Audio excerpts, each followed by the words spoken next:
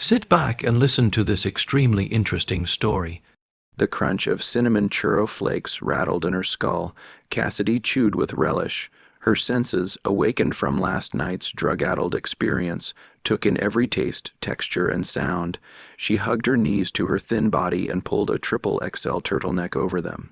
She was so cozy she could have believed she was still in bed. Sunlight seared her eyeballs. Eyelids offered little protection against the morning rays. After opening the blinds, Sharon stirred her coffee and sat at the breakfast table with her daughter. Cassidy needed coffee. There was no way to get through class without it. But to her hypersensitive taste buds, all the stevia in the world would not make the coffee's bitterness bearable, not at the strength she required.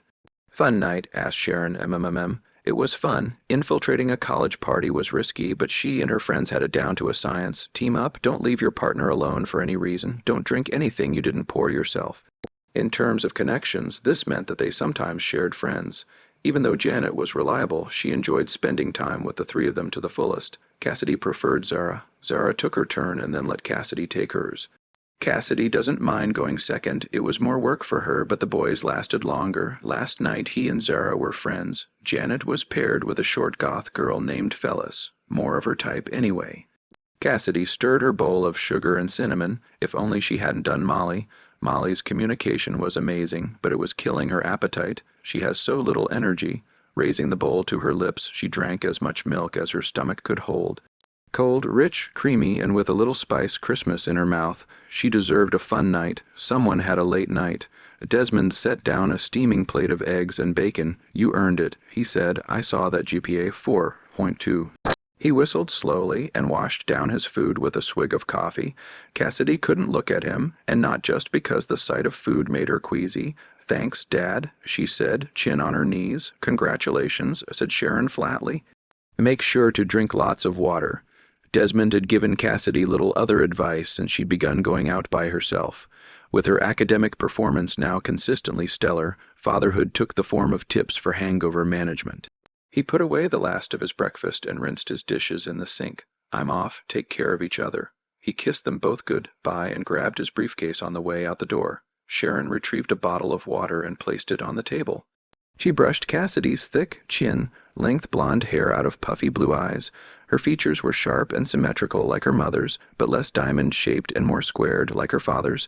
"I'll drive you to school," she said. "Fine." Cassidy rose and stretched. At 5'10", she was even taller than her dad. Though she towered above Sharon, the oversized turtleneck hanging on her narrow shoulders, smothering her slender hands in the sleeves, made her look like a little girl. Sharon watched her climb upstairs to get dressed. Her baby had grown into a star student on paper and a burnout in the flesh. "Cassidy, are you happy?" said Sharon. Cassidy only slouched against the car door. With her dark sunglasses, she appeared vexingly aloof. Sharon took one hand off the wheel and poked her shoulder. "Cassidy," she started. "What? Were you asleep?" How are you going to get through class?" "I'll prop my head up, keep my shades on, they won't know." "They let you wear sunglasses in class." "I'll say they're prescription and my regular glasses broke." "You don't wear glasses. They can't prove that. So you're going to sleep in class." "It's whatever. I'll pass all my stuff. I just don't want the absence." They stopped at a red light. Sharon let out a sigh. Something had been bothering her for months. "There never seemed to be a good time to bring it up. I don't understand," she said. "I just don't understand. You must study at some point. Other kids taking all AP classes like you, they do nothing but study. You're going out with friends at night, and who knows what." Cassidy stayed silent.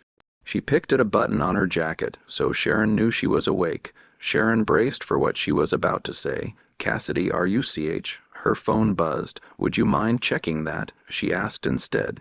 Cassidy glanced at Sharon's phone. Butt text. "What? It's a butt text, some 307 number. It just said X." Sharon drove right past the school. By the time she realized and turned around, they were running late. Cassidy had to dash out of the car. Sharon didn't care. She was abuzz with the thrill of hiding in plain sight. Ding, dong, as she rang the doorbell of apartment 212, a peculiar feeling pervaded her insides.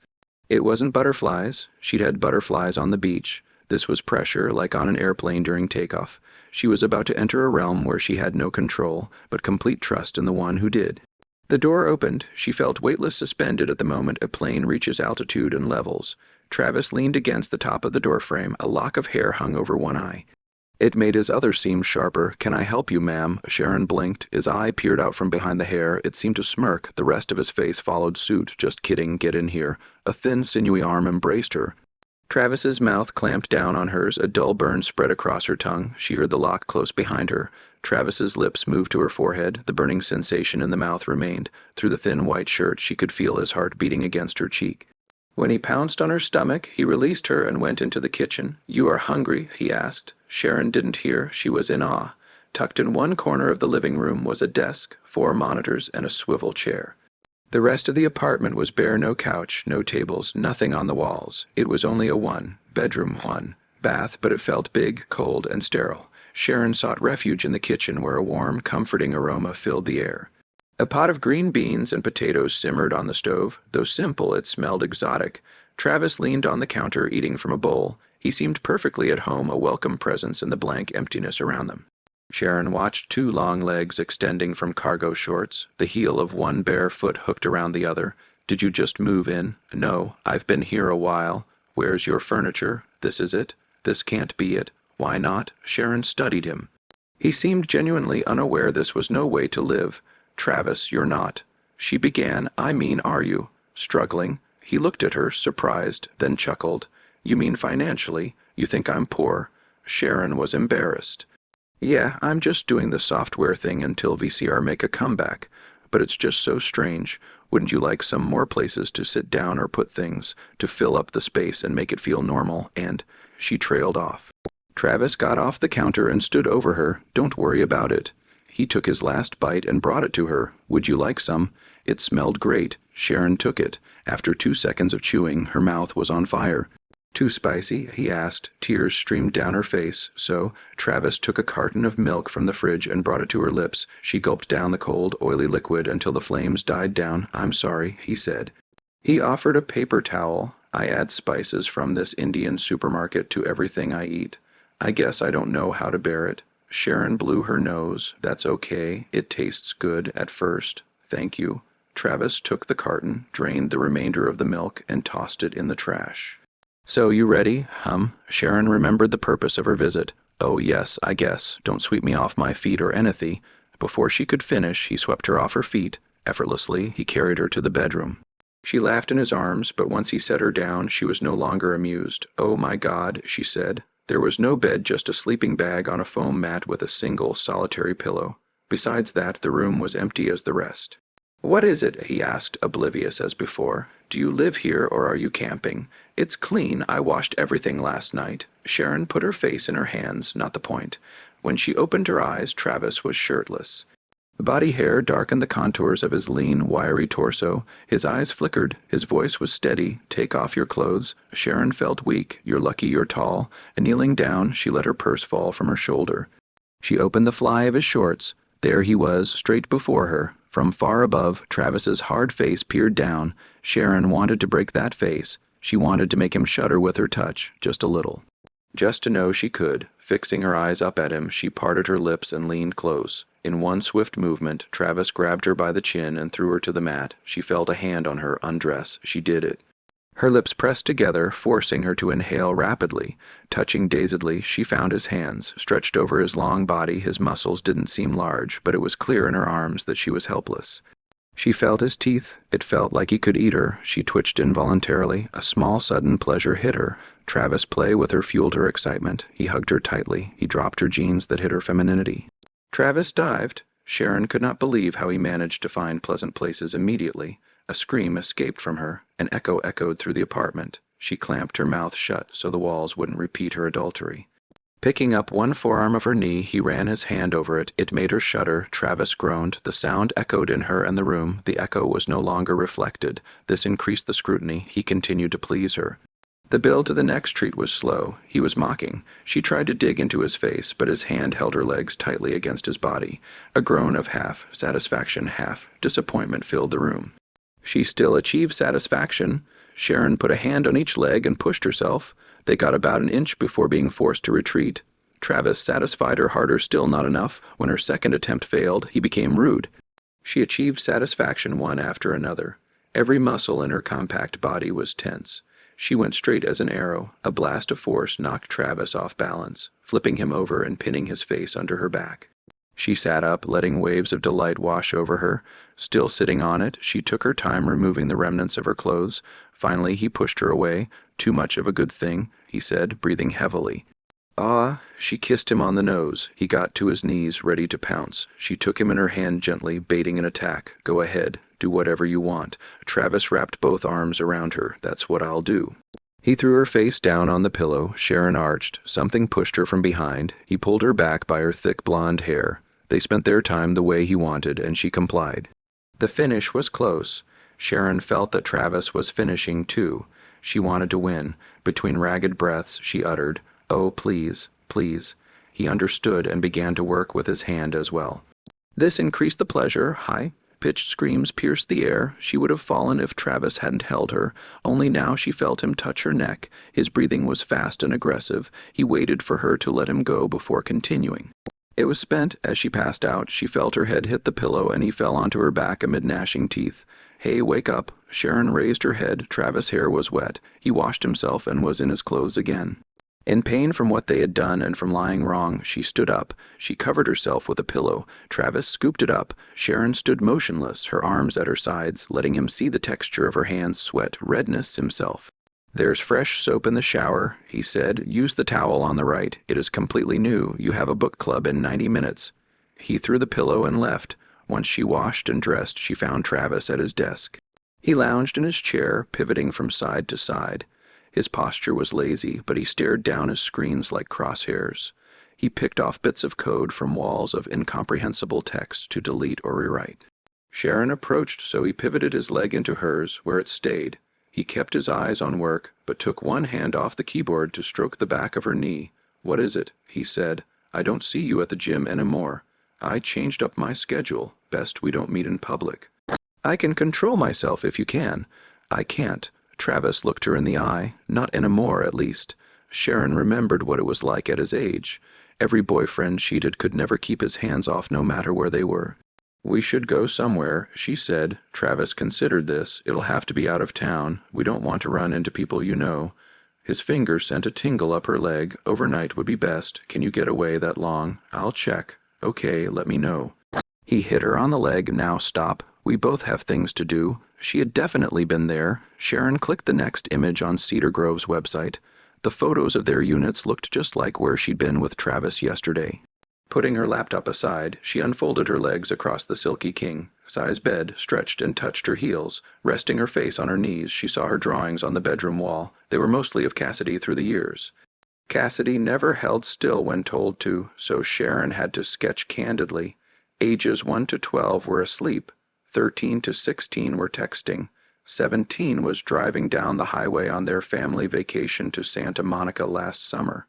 Sharon was proudest of that one. Cassidy looked focused and a bit scared, but happy. The way she held the steering wheel was just like how she held Desmond's fingers when first learning to walk. The door flew open and in hurried Desmond, tearing off his business suit. I know, we're running late. Give me 2 minutes." He stumbled, dropping his pants and drawers on the way to the shower. "You're showering," said Sharon. "It's just the Tannies. You don't know the day I've had. It's a dirty job sometimes." Violent scrubbing spattered water on the shower door. Sharon picked up his suit and laid it on a chair. "Oh, by the way, my alma mater asked me to give a guest lecture next weekend." Sharon looked up from gathering his clothes. "Next weekend?" "Yep. Plane leaves Friday afternoon, comes back Sunday evening. 2 whole days," she said to herself. What was that? "So you'll be in D.C. for 2 days, right?" The water stopped. A dripping Desmond emerged, toweling off. She dropped his clothes in the hamper and saw something entwined in his boxers, a long, black hair. "Dirty job indeed, also," he said. "Cassidy asked if she could have some friends over while I'm gone. I said okay. So you already told her." Desmond fastened his jeans and pulled on a polo. "Well, she's nailing her grades. She deserves to blow off a little steam." "Why, she never studies. Sorry, she never studies. Why does she need to blow off steam?" "Okay, then she deserves to have fun for being smart." "Smart kids still study. She's going out every night, sleeping in class." Wait, what are you saying? You don't think she's cheating? Yes, wow. Okay, cheating how? Like buying papers online? I don't know. Have you checked with the bank? Has she made any strange payments?" "She's 18. She can open her own account." Has she? I don't know. Then what are we even talking about? Sharon sighed. Can you at least admit it's possible? Let me tell you what I think, said Desmond. He took her hand and led her to the vanity. I think our daughter is the smartest, most brilliant kid ever made, because you and I made her. He held her close from behind, head against hers. Look at us. How could she not be? The mirror showed a classy, handsome couple.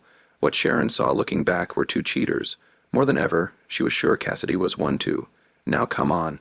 He said, we really are late. Darius Teani was an accomplished cosmetic surgeon. His wife Dina made exquisite use of his wealth. From intricate Persian carpeting to sheer silk drapes, the decor of their expansive house suggested a triumphant rise from their beginnings as starry-eyed kids in Iran. There was a spring in the step of every shoeless party guest, as if this place were a monument to their accomplishments too. Is it too spicy? Asked Dina. Sharon chewed a pita chip heaped with pomegranate salsa. It was so crisp and fresh it made her insides younger as it went down. I was afraid of making it too sweet, so I might have overdone the jalapeno. Please, said Sharon, take it away before I eat it all.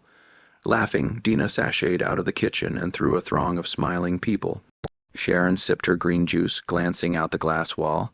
Desmond and Darius spoke by the pool waterfall. Their conversation was business-related, judging from their faces. She remembered she also had business here.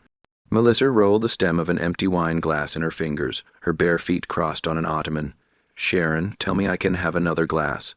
She said, be my enabler, just this once, please. Trouble at work, said Sharon. Disaster, they won't throw out their god-awful old furniture. Nothing I say makes a difference. How was Sense and Sensibility? I didn't have time to read the ending. That's okay.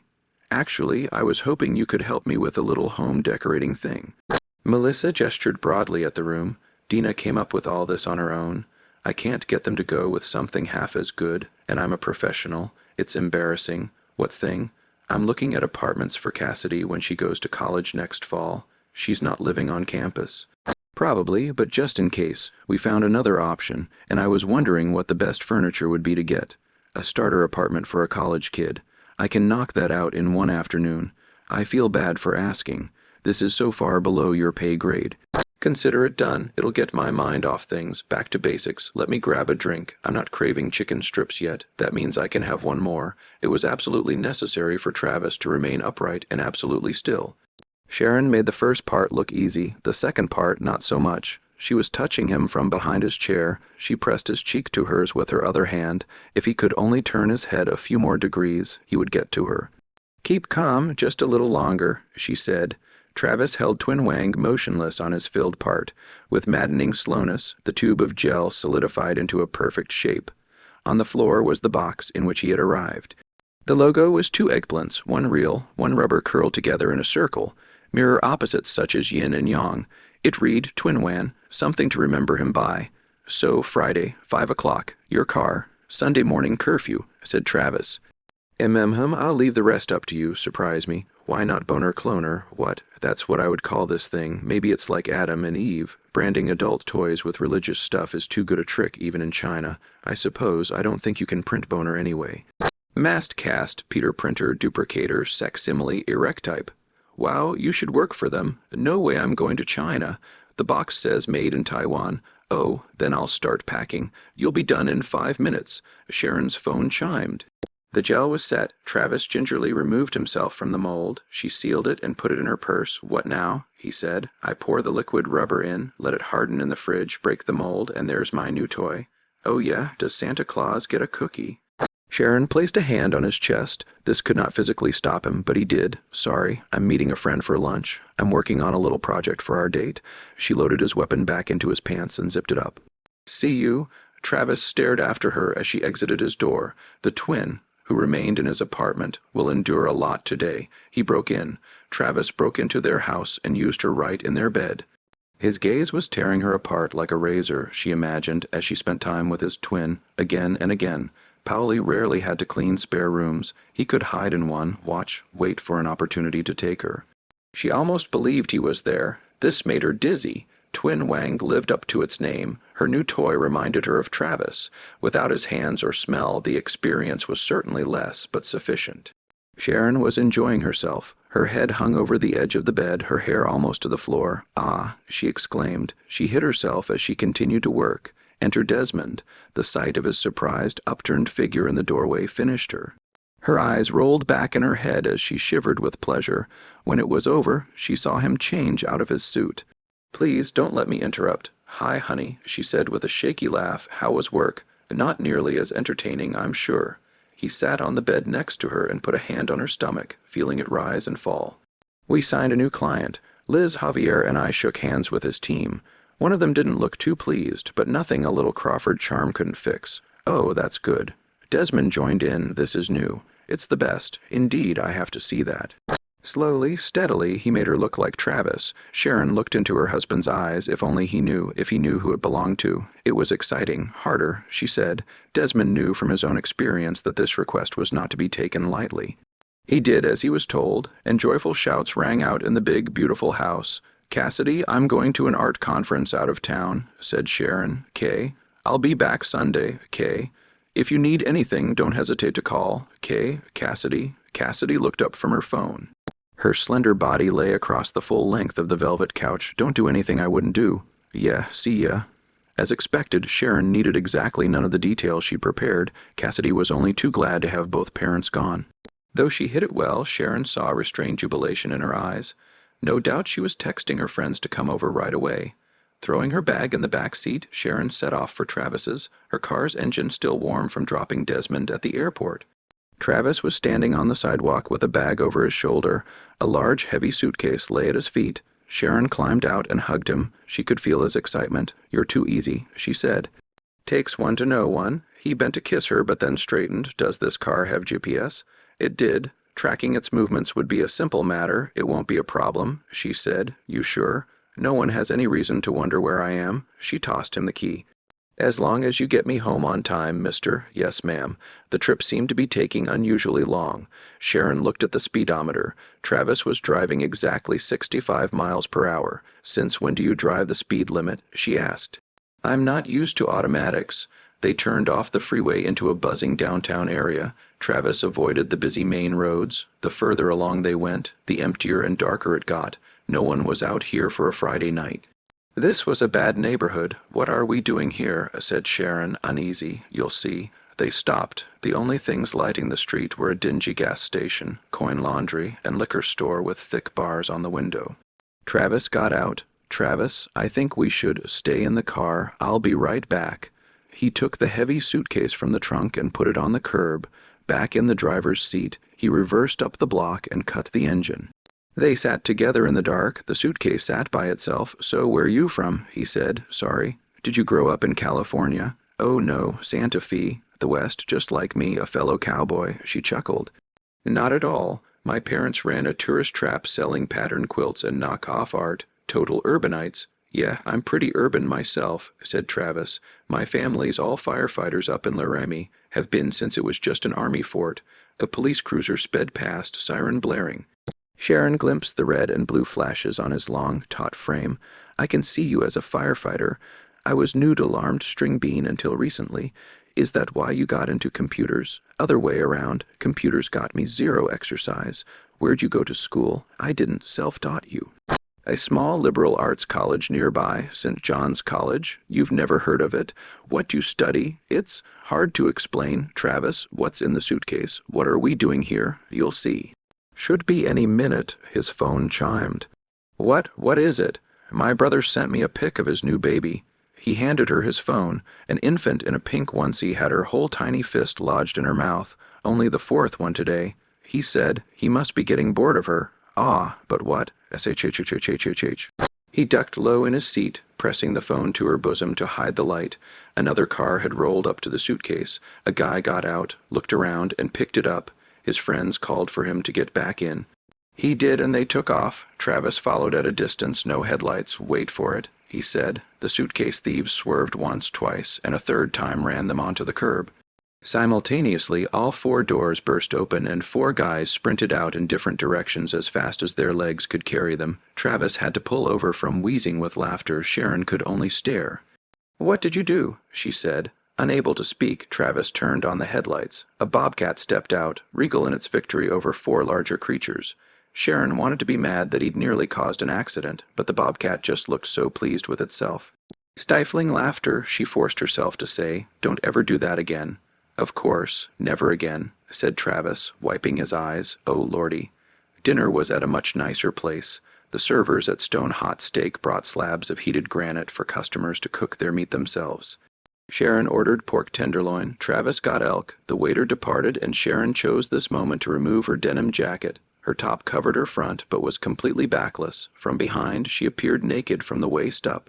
She brought her hair over her shoulder to exacerbate this effect. She watched Travis, noticing people noticing her. She liked him, not knowing why. He reached across the table for her hand, and she clasped it. He had nothing to worry about. "So where do you work?" she asked. "Which company?" "It's just me and 4 other guys. It's called Intimates. I'm guessing the name was your idea." "Yeah, VR feels huge, immense, 'cause it's close to your eyes, intimate, and those 2 words make a good, portmanteau, right, Intimates, much better than our first name, Edibles World. Edibles World, I can't pronounce it, no one can here." Travis held out his phone. The screen showed a logo. "Oh, it's Apple's World, like atop the world. That's clever. Thank God you weren't there. Henry would never have let it go." "Henry, he's French, I take it." "Cajun, he tries to make everyone say his name on re. Our friend Kevin finally got him to chill out, 'cause Kevin's real name is Tang, but when non-Chinese people say it, it sounds like the Mandarin word for bowl or stool or bookshelf or something." "Where did you guys meet if you didn't go to school?" "Wyoming's vibrant tech industry." "Yeah, no, we met online." "I should have guessed." "But the first time we met in real life was Wyoming. Last year, all of them, Henry, Aditya, Benit, Kevin, all came out to my family's place for the solar eclipse." "Oh, you were in the perfect spot for that, weren't you?" "Yep, right in its path." "I didn't see the full eclipse. What was it like? You ever see one of those low-budget B movies where they shoot day for night?" "Yeah. They darken the footage, but the sun is clearly up from the shadows." "Exactly. That's what a solar eclipse looks like. Like a cheap special effect." "Well, no. There's also condensation in the air that makes it feel like you're in a fishbowl. That's actually what gave us the idea for our first VR game. You guys made a low-budget day for night VR game." "Pretty much. It's sort of based on the book Nightfall. Ever read it?" "No." "Well, spoilers, there's an alien planet where it's daylight 24/7 and civilization collapses every few thousand years. Scientists can't figure out why until it's too late when all the suns get eclipsed. We called our game Daybreak, and it's a solar eclipse 24/7 and civilization collapses when the sun comes out. Boom, everything that doesn't work about VR, like the wobbly fishbowl horizon, works now. Looking like a beam. Movie's a good thing. Creative. It did okay. We don't have to share one apartment anymore. 2 weeks living with Henry, you want to murder him. You two don't get along. No less than anyone else gets along with him. He's a great salesman, though. Their food arrived, even raw, the meat cut easily. Sharon held hers to the hot stone just enough to color it. Travis blackened his. "You're burning the flavor out of it," she said. "Burning is my favorite flavor." "That's for sure. How do you know French anyway?" "I don't really. I took 2 years of it in college." "In New Mexico? Why not Spanish?" "I didn't take French in Santa Fe. I took Greek. I took French at my school's sister campus in Annapolis." "Why?" "It was required." "Required? What was your major?" "No major. Everyone took the same classes." "Not that I'd know, but that's unusual, isn't it?" "Until the 1960s, no, that's just how it was." "Huh, classic." "Exactly." Travis washed down his dry elk meat with a gulp of water. "Is Annapolis where you met your husband?" "I met him during spring break my senior year at DC." That answer came as easily as the rest. She wondered what Travis would ask. She wanted more than to pass the time. "That was all. My friends and I were hanging out at the club and ran into him and his friends, the Georgetown lacrosse team. They just won a big game. We helped them celebrate." "Georgetown? What did he study?" "Copyright and trademark law. It was the middle of the dot-com bubble. He wanted to start a practice in California.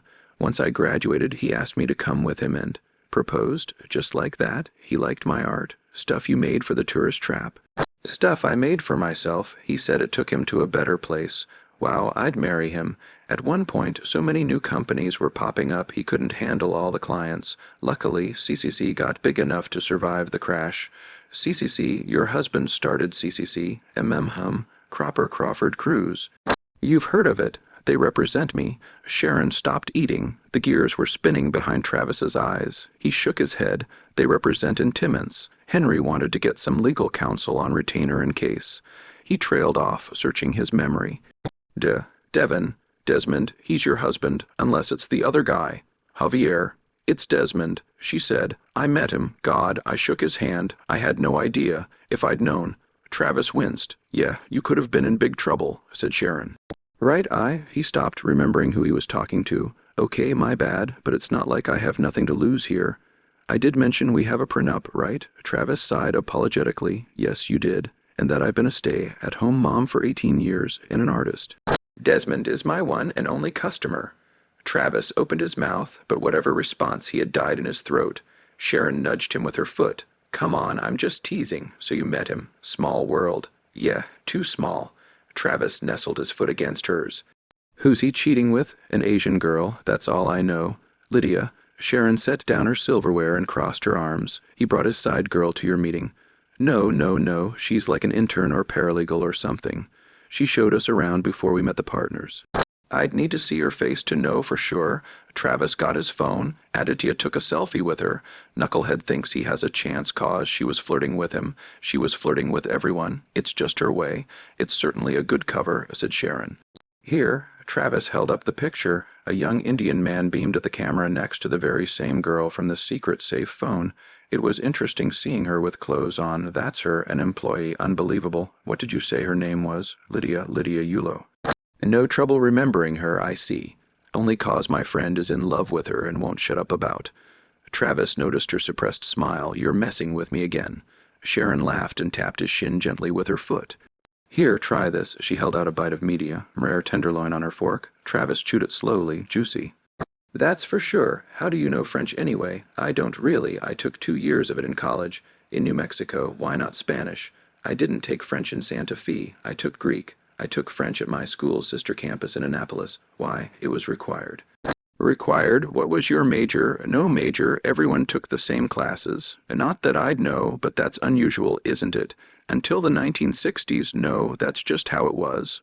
Classic. Exactly. Travis washed down his dry elk meat with a gulp of water.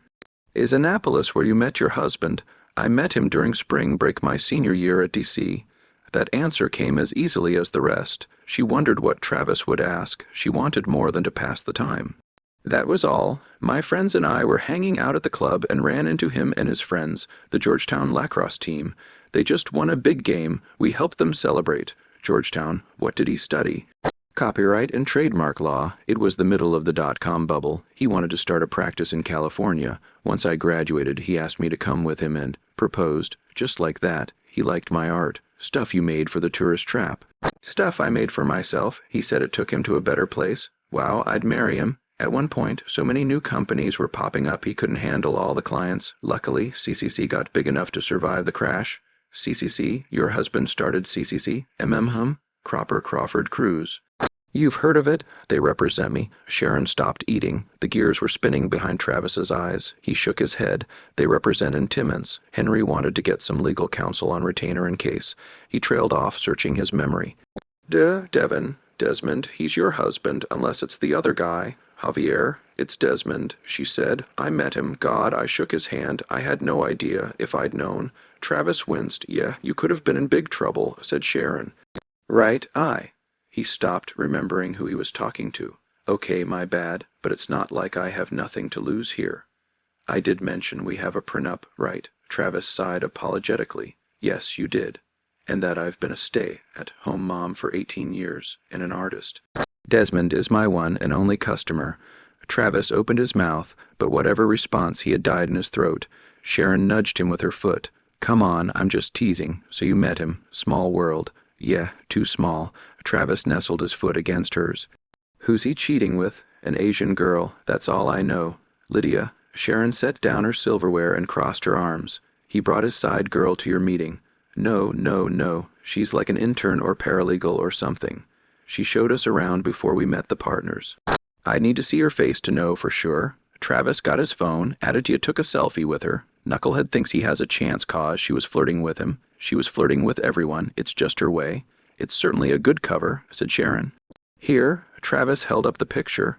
A young Indian man beamed at the camera next to the very same girl from the secret safe phone.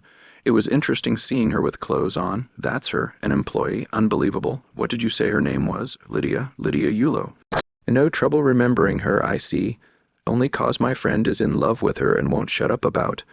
Travis noticed her suppressed smile. You're messing with me again. Sharon laughed and tapped his shin gently with her foot. Here, try this. She held out a bite of media, rare tenderloin on her fork. Travis chewed it slowly, juicy. Subscribe to our channel so that your second C gaff doesn't cheat on you, and go ahead and listen to the next story, because this story is nothing compared to the next one. If you're under 18, don't even think about listening to the next one.